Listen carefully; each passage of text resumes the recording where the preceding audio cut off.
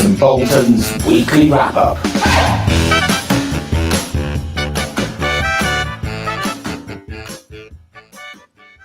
Hello, Ben. Oh, God, why did it do that? Oh, give me a shock. Hello, Jeremy. Happy Friday. Yeah, happy Friday to you. And hello, everybody, and welcome to this week's edition of Burgess Bolton's weekly wrap-up, where we look at everything to do with technology, change, innovation. This week, we are going to take a look at service. Going to have a look at claims. Some things that frustrate us, Ben. And grumpy old men. Grumpy old men. Right, first off, let's have a bit of news. So we touched on this last week, but the Marks and Spencer cyber incident keeps rolling on. And this week we get a bit more insight into what actually happened, because that I think they had their AGM. I think they were supposed to be releasing their results, which were going to be great as before Easter, but in the run up to Easter holidays, they were hit by this cyber attack, and they've gone into more detail about what actually happened. And this is a good article you sent me, actually, Ben, from FT, which kind of has a bit of a timeline and a story to it. So, yeah, really interesting. What I think what's interesting about it is that how it was a really simple, kind of old school way of gaining access by pretending to be somebody and getting them to update their password, rechange it or whatever, and then and that was it. Yeah, and I think it's what they're saying is quite a lot of this is what they call the fancy phrase is social engineering. In other words, you blackmail somebody or you get somebody's details off them somehow, sort of tricking them into doing that. So the access points are not some kind of fancy genius code breaking of some kind. They are just literally, conning people, as they say here, into doing something that they shouldn't. So the human behaviors again are the weak bit of this. But they also say that there's probably that what they tend to do is over time they get several access points through different, and they just gradually build those in, and then they traverse the organization. So they gradually get into more and more places, and then at some point they hit the whole thing. And that's, so it's not very, in a sense, it's not, it's the sort of thing that you've got to train people in and look at how they work as well as your actual systems. And it says interesting that M&S had boosted its cybersecurity by 75%, whatever that means, grown their team of cybersecurity people, and the chief exec and so on was sitting in on these cyber meetings. So they knew there was an issue potentially, and they were kind of trying to be over it, but obviously that had failed. And there are some questions certainly about the third parties they use, because they outsourced, of course, to, in this case, Tata, an Indian company, computing services, TCS. And some people say, well, they're not that good at this sort of thing. They've had some issues before as a third party. So questions about whether there will be counter claims, by M&S, legal claims against third party in the future. But 300 million lost as a result of this, they're saying. Yeah. Plus, and they call it a bit of a blip, because I suppose in some ways it is quite an expensive blip, I would say. But, I don't think it'll probably put them off course strategically, but operationally and tactically. And also, it must just be an absolute nightmare if you're working inside that organization. And there's the chief exec has said it's the worst 4 months he's had, and he said it feels 4 weeks, and it feels like 4 months. He said it's just been people up, all night, basically sleeping on floors, trying to get things done. So internally it's difficult, but they are, they are seemingly taking quite a sensible let's review everything drains up approach as they go through this process, which I think is good. Probably means they can afford it as well, because I guess other companies that are, I mean, Co-op was hit, and I think they didn't disclose some of the things that had happened, and that's caused them problems. So brand-wise, I think they've probably handled this quite well, actually. Seem to have been quite open about it. I'd agree with that. And they're probably more resilient, off the other side of it. So they'll probably recover that share price fairly rapidly. But thinking about the insurance aspect to this, I think you had a look at the frequency. Yeah, I had to look at. I mean, Coalition had done this report, and I think it's just to say, I think it's a good report. It kind of sells the Coalition service, says how good it is. Prevention is better than cure, I think, or reaction as they call it. But anyway, I mean, this is kind of I don't think Coalition's principle is wrong, and it's one that seems to be more followed, which is that you've got to get in ahead of things and do the checks and things, and they do a real-time check, I think, on cyber risk, and that's their product. It's also an insurance product, but they had this report which looks at the claims frequency. So from reading the press, you might think, wow, this is getting worse and worse, and da da da. But when you look at the actual incidence of claims frequency, now it's worth saying how this is calculated. So it's calculated by taking the number of cyber claims that are reported to the National Association of Insurance Commissioners in the US, NAIC, this is US data, divided by the average number of standalone cyber policies in place. So it's the total number of cyber policies divided by those that have had a claim. It's not that complicated, so it took me a long ramble to get through it. But anyway, that's what it is. And so what it's showing is actually triggering is pretty low, and in absolute terms, I was surprised it was that low. So it's like 1.55%, 1.4%. So they're not, lots of people have these policies, but they're not necessarily being triggered. So probably it means it's possibly a profitable business for the insurers. The average size of the claim, then the global claims severity is there. The average number, I think, is whatever it was, around about 115,000. And actually, global cyber claims have decreased year on year by about 7%. I mean, it's kind of 7% of a small number, so really it's stable. It's not changing very much. Ransomware claims, they go into other different types of claims as well. So ransomware, where they ask you to pay a ransom, claims are slightly up, but the severity, the size of those is down to about 250k. So those ransomwares are more expensive when they happen. And interesting that they say about who, because this has been a question in the press actually about do you pay ransoms or not? And they're saying, the coalition says that 44% of companies or in instances opted to pay the ransom. Very high. And they say that that their approach, coalition, so obviously they negotiate something somehow. Their approach reduces the average ransom negotiated by 60%. Interesting. I wonder what goes on to do that, but they obviously get involved at this point and say, right, okay, we know you are. This is how much insurance is going to be. This is what the ransom, what we're prepared to pay, what the insurers are prepared to pay. So take it or leave it, or whatever they do to say. They kind of perhaps say, we know the going rate for ransoms, and you're too high.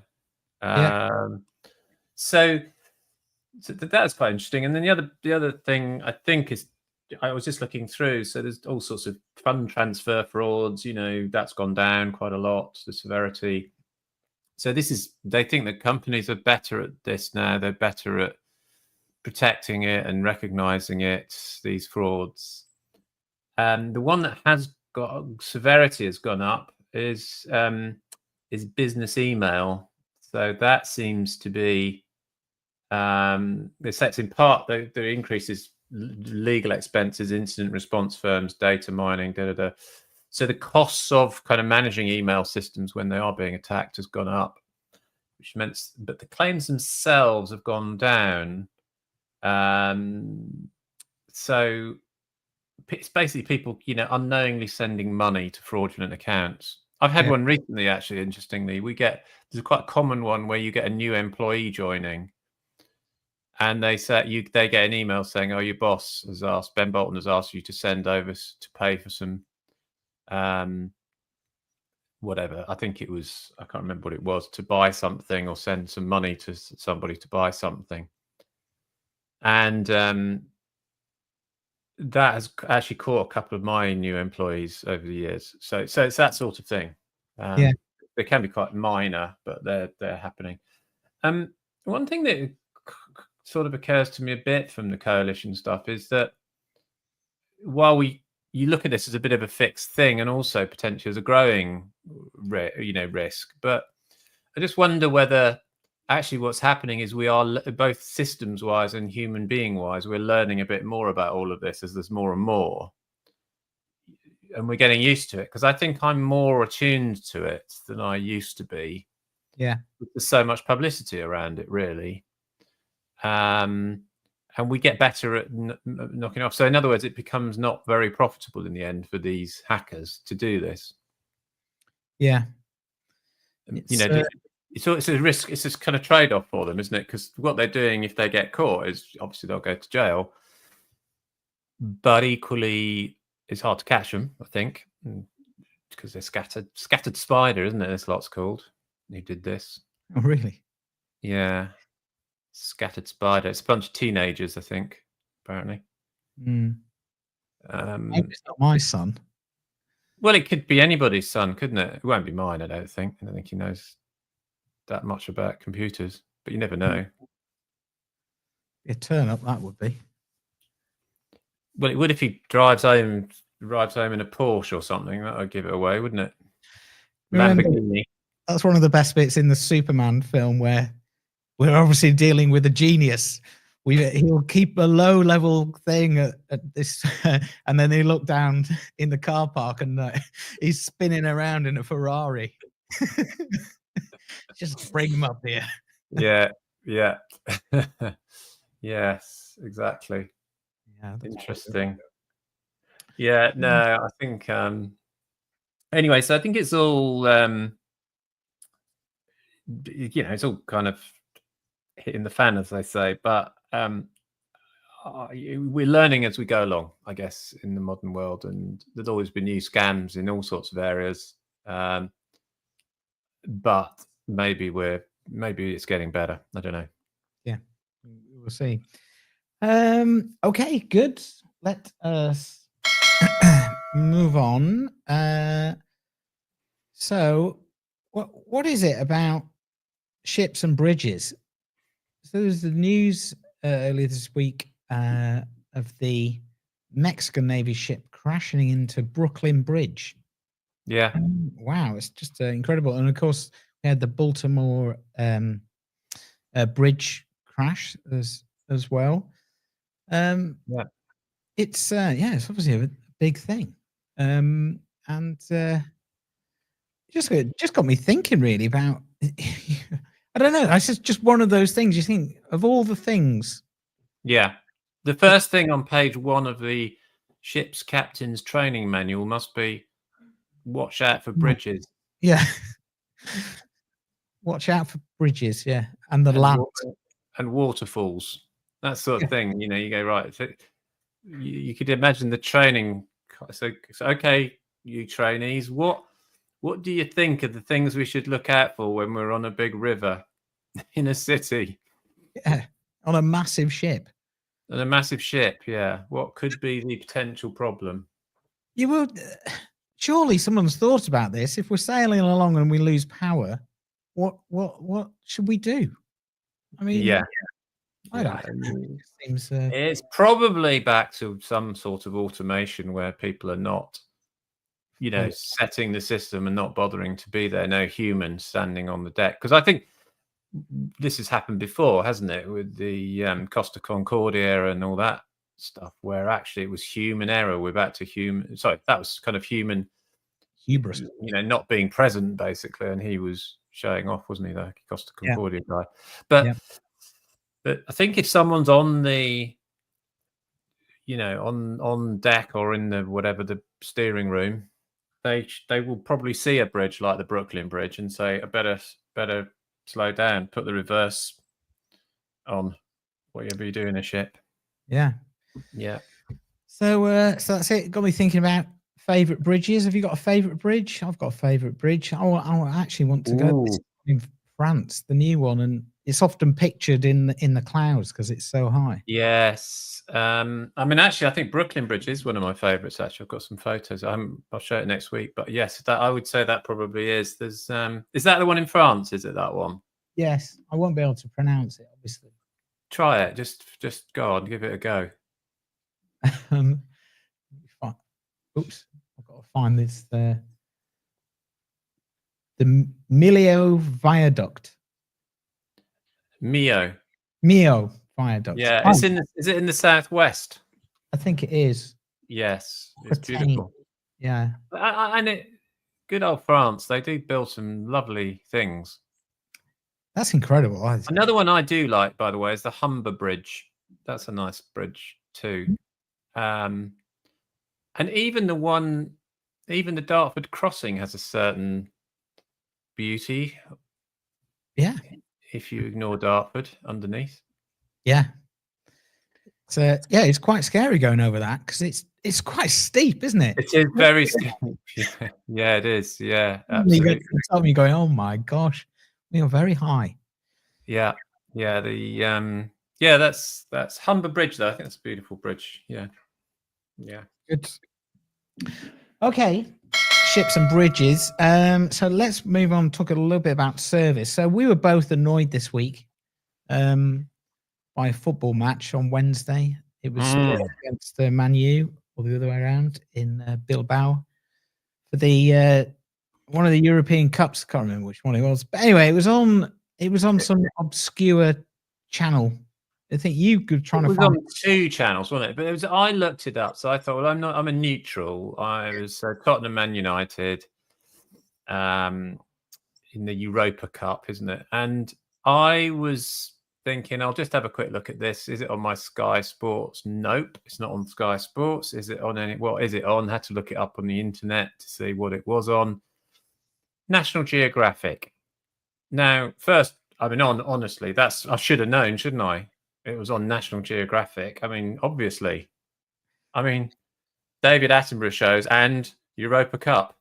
It's just an obvious product extension for National Geographic. Anyway, so I looked that up, and then it had this whole thing, which we've all done before, which is it's free with your Sky package, but you have to sign up, which in the end I didn't do because it was just a big sign up thing. And they were obviously going to then, say that I would pay in future and all that sort of thing. So it's kind of tricksy stuff, I think, that companies do, that they are doing to try and grow their revenue, but they're not really thinking about the customer. I would have probably been quite happy to watch football in future if they'd given me a nice, free, easy extension to my Sky thing, and I might even have paid for it. But I'm definitely not going in now because it was just painful. So I didn't even watch the match. So thankfully, because apparently it was terrible. Oh yeah, it was awful. So the I watched. I think I watched on what's called TNT for some reason. Yeah. It used to be called BT Sport, which actually made sense. Yeah. And they've done the same to me. So I think I bought it last month to watch a match. I think Ben wanted to watch it. I was like, oh yeah, okay, we'll sign up for a month. And it says you can cancel at any time. Well, you can cancel at any time, but the hoops and hurdles you have to go through. Yeah, that's terrible. Click on the button. You have to get onto I think you have to even call them and give them 30 days notice. I was like, wow. That's a real scam. I looked this up. So there's a whole series of different types of things that companies have adopted, which kind of fall into this whole behavioral economics area, which is it's the kind of dark side of behavioral economics. The old nudge theory and all that. And the one of them, I mean, there's quite a few really, but one of them is this kind of loss aversion, which people don't want to lose things once they've got them. So if you offer the freebie, you go, yeah, I'll have the freebie because I'm getting something for nothing. And it's very kind of persuasive to have that, and you don't want to then lose it. So they kind of use these different techniques, and they also do it on pricing, so there's all sorts of different tricks that you play with pricing where you put in, like 3 prices, and one of them the way it's set up. So there was a good example, the guy called Dan Ariely, who now is an insurance guy, I think, isn't he? He's Lemonade. He's probably doing some tricksy pricing at Lemonade. Watch out, guys. And he said, allegedly, they did a thing about The Economist. So there are 3 subscriptions they offered: one online for £89 and a print only for £125, and a print and online for £125. And when you ask people, students mostly went for the print and online. And then when you take away the print only, people go for just the online. So the print and online becomes a distraction because people think they're getting more for that same price, right? So because the print and online were the same price. Anyway, it doesn't really matter. It's just these little tricks that get you sucked in, and then you're in, and then you're in your situation, which is they're saying, oh, well, now you have to go through hoops. You make it difficult to leave. So but it doesn't really make sense. And we're going to talk about this more in a minute. But it seems to me this is kind of misguided, really, in business terms, in the end, because we all want increasingly to be having good experiences with companies. Is it declining? I don't know. It seems to me it's declining. Service is declining a bit.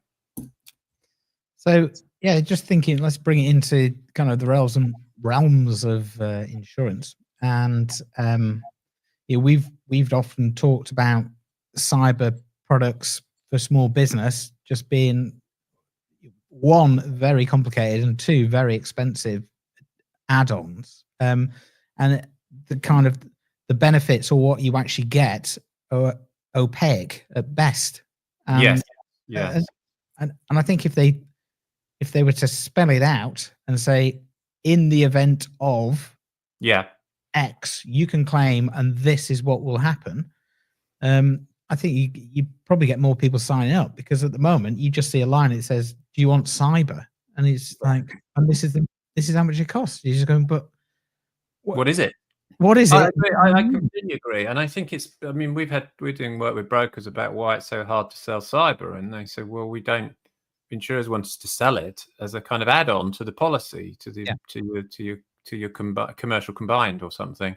But the trouble with that is that's not really explaining what it's doing. And of course, if you're reading in the press that there are all sorts of cyber attacks, you want to know, what does it do for my business? Because a small if a hack costs $100,000, that's a lot for a small business. It might put you under, but it's important, and I don't think that has been thought through. So I think, and generally, I think the insurance industry is not the best set up to deliver this kind of customer service because of where it starts, which is a kind of exclusionary thing. There's that book that was written about, it's the only industry where you start off by saying, I'm probably going to not let you have this product because you're not a good risk. So the assumption right at the beginning is your customers are dangerous. They're potential value destroyers and will lose you money, instead of thinking of them as the people who help to put food on the table for your children or whatever. So you have a bad start point in insurance, really. And therefore I think the whole customer service thing is quite tough, quite tricky in insurance. So building on that, we've got a couple of clips to play around a book called The Human Experience. You just want to give us a bit of a so I've been saying for a while now, and we're actually doing some work with this company that's this guy John Sills is managing partner of, and he's going to be speaking here. But so he wrote a book called The Human Experience, and it's really about service and human service and why it matters, and it's much wider than that. It covers a lot of issues, and it's about how companies can grow effectively if they get it right, and how difficult it is to do that. because of the way that corporations work and so on. And there's just a couple of clips here, but I've been saying, and you know this at conference, you know, there's various things that we've run and things. It's a customer experience, I think, is the next big thing for insurance, because we're all struggling to grow. They're all struggling to, and they're all saying we're going to be about service. RSA yesterday, who will become Intact, said that they think in 2 years' time they will deliver a service to brokers where all quotes will be underwritten within 30 minutes, which is quite a big claim, but it's a kind of processy claim. It's not saying, oh, in 2 years' time, our call center colleagues will be telling you how to buy cyber and why it's really important, and you'll want to deal with these lovely people. He's saying you'll press a button. So I think there's I don't know enough about the RSA Intact offering, but it's the dangers of going entirely down the route of efficiency and process. And John talks about this here a bit, and we can then talk about it after. Okay, let's play the clip. Yeah, come back. Some things that they think they already know. So they're almost trying to do the right thing, but they just don't realize they're disconnected. We're in this epidemic of feedback survey, but the problem is that this information goes into organizations and it convinces leaders that they're close to what matters to customers. And all this data coming in, conversely, is making organizations less close to customers rather than closer, but it convinces people they are closer. Because we've lost that emotional experience. So to get that back, you need to start to reconnect with customers. It's natural, it's a natural human bias. You need to be observing the world, you need to be open to the world, and you need to be kind of making the most of all of those different occasions. So that's pretty good. Do you want to play the other one as well, Ben? Yeah, let's play the other one and we'll talk about both. Yeah, that's Okay. Let's get the other one up. I guess of what I'm trying to look at, because at the book, it's called, as you say, the human experience. The point is, over the last 20 years, we've really perfected the functional experience, doing more things in more ways, more quickly than ever before. But in doing that, I mean, customers are no more satisfied. In fact, in America, they're less satisfied, as a Wall Street Journal study I saw recently. It's because we've lost that emotional experience. We've lost that emotional connection. And that's actually the thing that people really enjoy, whether they know it or not. And there's a lot of examples of how that's happening. And so to get that back, you need to start to reconnect with customers. Otherwise, you end up with organizations full of humans that just aren't allowed to act in a human way. I guess of what. Great. So John's a really nice guy, talks really well. He used to be at HSBC. He's done, you know, various kind of customer experience jobs. So he really knows his stuff, and he's worked with large corporations on it. What we're beginning to think about and work out is where does this all fit? Because this is kind of where I started, which was we do surveys, we work with companies, we work with insurers. Often they're at arm's length from customers. You know, in wholesale insurance markets, you don't often meet a customer, an actual customer. You tend to meet counterparties, brokers, you know, and everybody's in a chain. But does that becomes difficult. So you become so distanced from the needs that you don't know what problem you're actually solving. And to your earlier point about cyber, you end up even with products that don't really explain properly to the customer what you can do. So at one level, if you just simply communicate insurance better, I've seen you can be very successful. So CFC might be a great example of that, because they explain their products really well, and it was cyber that they're selling, and they are a very service-oriented company, it happens as well. So it shows to it should show to people and lots of businesses, wow, that's the way to go then. Why don't we all do that? And then we can all be successful and grow this market because you're having better experiences. Some reason though that doesn't happen, right? So I've been, you know, thinking about this and saying, well, there are a lot of processes and lots of small things that could be improved in insurance and should be. And once you start to go into that, you realize in B2B insurance in particular, there's tons of things that could really be improved. And we just they're really simple things. John also talks about this. They're often really, really simple things that can be shifted. But most of what we get is just pure things like responsiveness or communication, which are two very broad terms that cover a multitude of sins. But I've had those in the surveys for the last 20 odd years, and they haven't really shifted or changed that much. They get a bit better, but there are very few companies, I think, that we work with at the moment that really get it right all the time. They're trying to, and they're trying to do the right thing, and John Sills and Foundation will say this too, is that companies have all the intentions to do it.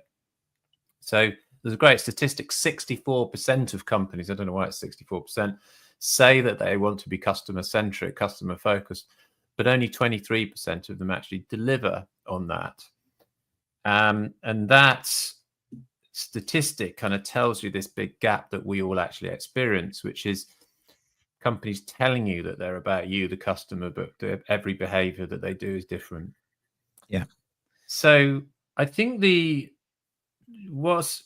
two things really. One is they talk about inside out versus outside in thinking. And this is something that, for example, the CII have picked up. We were actually quoted in one of their recent reports on this about the change that's needed in the industry from looking at not just at inputs, in other words, how we develop our products and services and deliver them through the systems we've got, through to outputs or outcomes, we might call it. So what does the customer actually want? And they are saying, and I've applauded them for this, we need to move to the customer and understand what they want. And it's not quite yet even at the point at which we're saying give them an emotional experience. I'll come on to that. It's really just saying, can we actually deliver at the point of sale what they want? And this is what we talked about last week around claims with Bruce Hepburn of McTavish saying that same thing. And that's being repeated in quite a few places now. So I think these concepts and principles are the penny's starting to drop. But I think there's a long way to go yet before we get that right. And we've got to kind of work out what that is. So the other thing that I think is really interesting about what the Foundation and John Sills talks about a lot, and they talk about a lot at the Foundation, is why does it not happen? And I think that's because of the pressures of big companies and how they operate. And we all know big insurers, they're big bureaucracies, that most people end up really thinking about their lives as being impressing their bosses, delivering to those bosses, they live within those bubbles, within those, if you like, those paradigms. So they don't really and can't really think about how you change that and deliver to the customer. And then you get the other point I just said earlier on, which is, these customers can be quite dangerous because they might have claims and they might make us lose money. Yeah. So, and then the other point, and I think this is really important, is leadership. So leaders, he said there about surveys and feedback. He said there's more feedback than ever, but service is going down.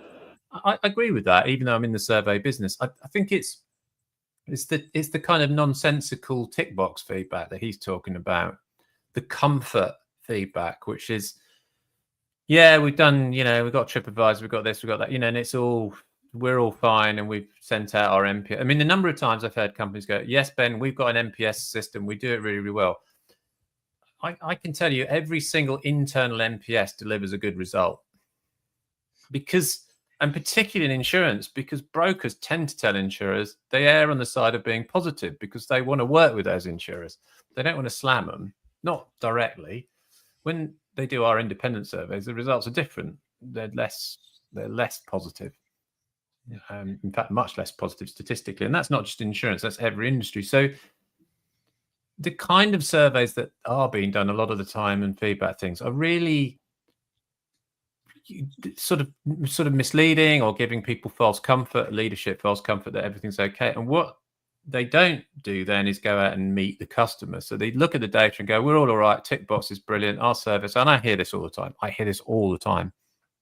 And I know that the surveys that we do, I don't just mean statistics, I mean the actual verbatim comments talking about this company saying they don't do this and they don't do that and this is what's wrong. And it's more than just I've given them a score of 5 or something. It's actually, I'm really unhappy, as we said about our football example. And in my experience, a lot of companies don't want to hear that. They literally do not want to hear that because it makes their life difficult. And it means you might have to do something about it. And they know they can't, perhaps, because it's hard to change. So I think that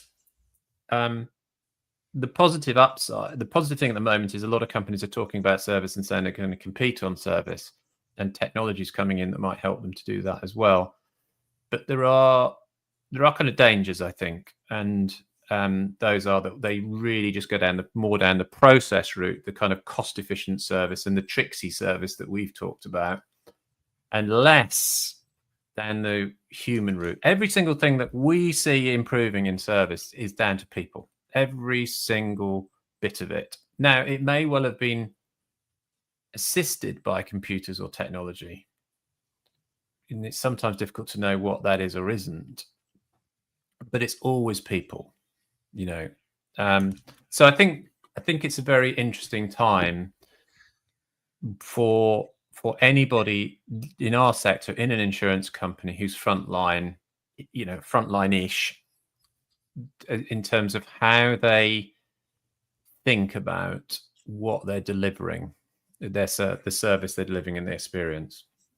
And I think just to kind of build on the that kind of process and IT point, I think a lot of the systems and processes and technology to enable them have grown up much more around internal reporting, the tick box thing you were talking about, building reports that nobody really looks at, rather than saying, well, is any of this delivering a better outcome, service, experience to the customer? And I think that is where that kind of mindset shift needs to take place, and I think it is taking place. So in the conversations that I have with operations and IT directors, see, it isn't about operational efficiency and streamlining. It may be around streamlining in order to take friction away from a process, which will speed up an outcome, but it's not about cost cutting. So I think it is. I think it's a really exciting time, because some of those crutches that people say, oh, we can't do that because we have to report this, and I have to spend 3 hours, you know, building this spreadsheet report and looking at it, rather than is this actually helping? I think we can get rid of some of that and really focus on the things that you're talking about. I do think that's the case. I was in with the team yesterday talking about their service proposition, and they were kind of a bit low because they tried to get a system, an administrative workflow system, into their business, and it had been turned down.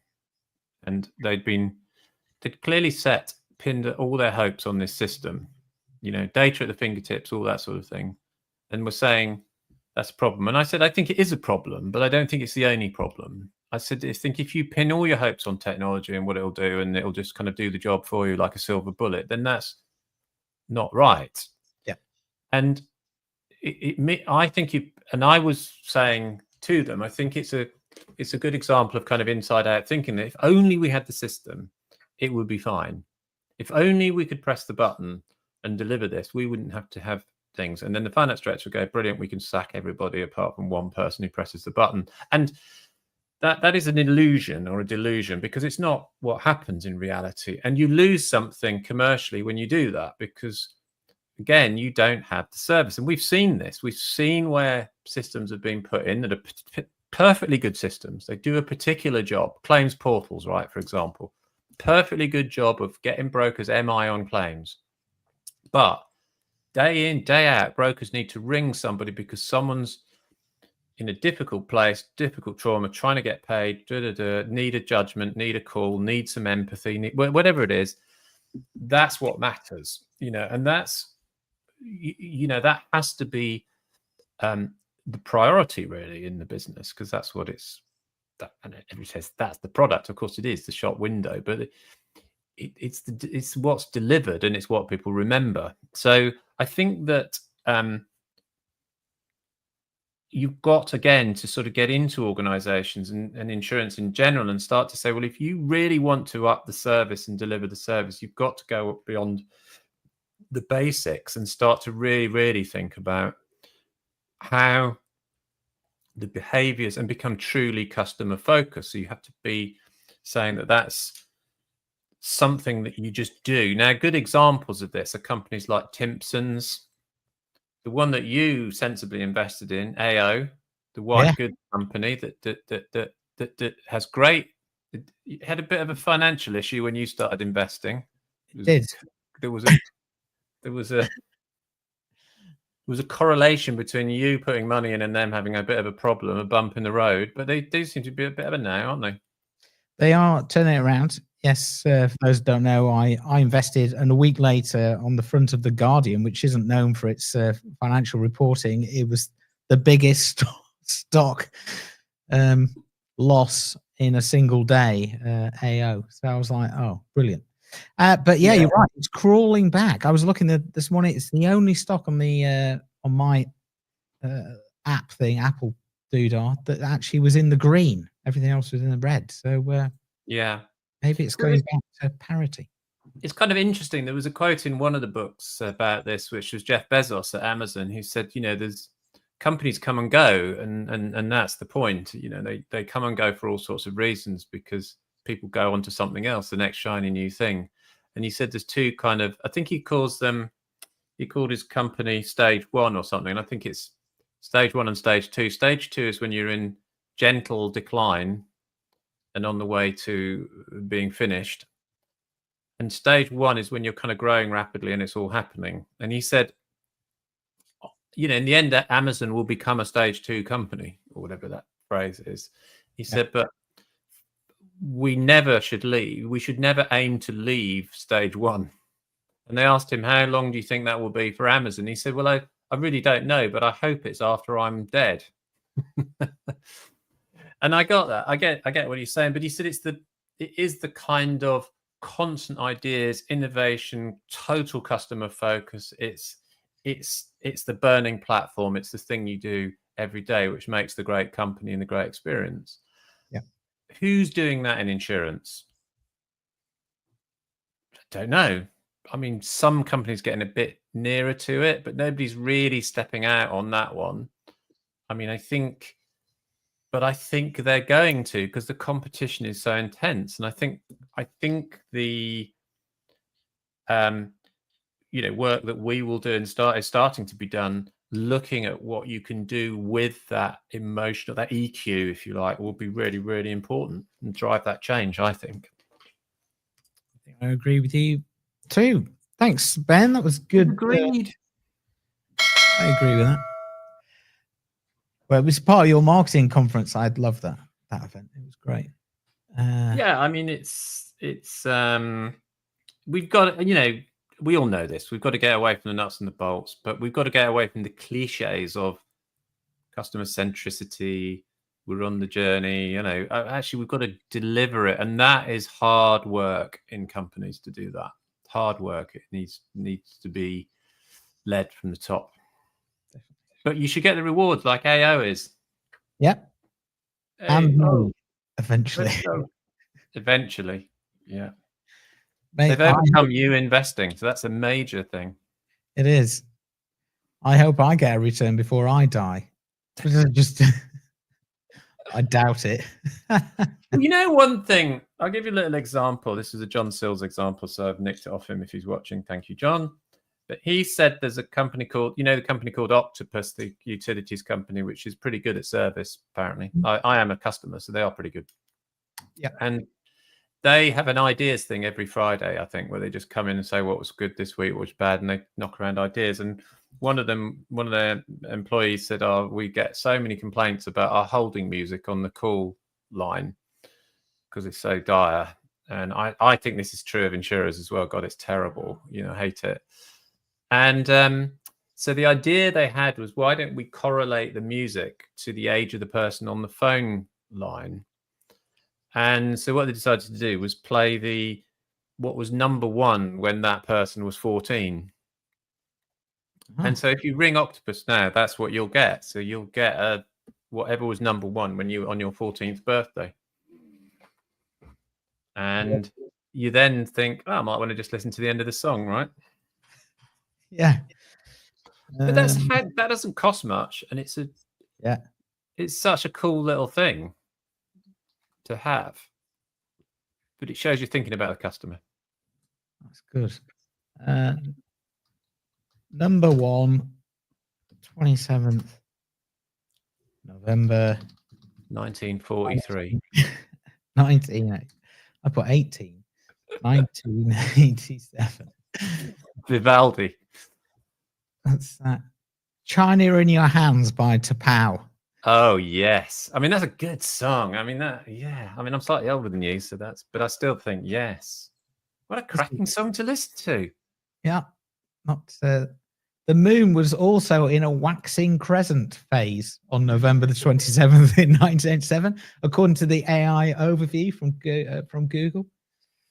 There you go. Everything was happening on my 14th birthday. I'll tell you when mine. Should I tell you when mine was? No, I'll have to do that next week, I think. Yeah, But that's very good. Yeah, yeah. I'm gonna listen. Wow, it's a good song. That's good. Oh, anyway, now I want to join Octopus. Well, I'm in Octopus. Join. Yeah, I am. So I've got solar panels, and they buy the electric off of me for like tuppence, and then sell it back at whatever. Genius investor you are. Yeah, I know. Well, they were the best on the market, but anyway, I just bought more batteries, so I don't sell it to anyone anymore. Like Warren Buffett. I wonder what Warren Buffett's song would be if he rang Octopus. He's 94. It wasn't a number one. There wasn't a pop chart in those days. No, exactly. Anyway, right. What are you doing this weekend, Ben? Well, it's bank holiday. I have started at my new golf club, so I'll be playing a little bit of golf, and we've got some friends over. So yeah, my golf. Yeah, I've made my mark on the club. Played a couple of rounds. So watch out, everybody. There you go. Is it going to rain this? I think it's going to rain. Yeah, actually going to rain for the first time in 2.5 months. Yes, bloody hell, I really need it. It's terrible. It's like a bloody dust bowl out here in Kent. It is. You're absolutely right. Like the grapes of wrath. Should be a good vintage, though. Well, there are lots of great vineyards around here. Yeah, I don't know whether that's good for it. I think they need some water, to be honest. My garden needs it, but yeah. But you? In-laws coming down, and bit of planting. Nothing planned, I don't think. Good. That's good. That's very good then. Yeah. Well, we will reconvene. I don't know. Yes, we'll reconvene probably next week. Yes, indeed. Thanks for tuning in, everybody. We will see you next week, and have a good bank holiday weekend. Enjoy. Bye.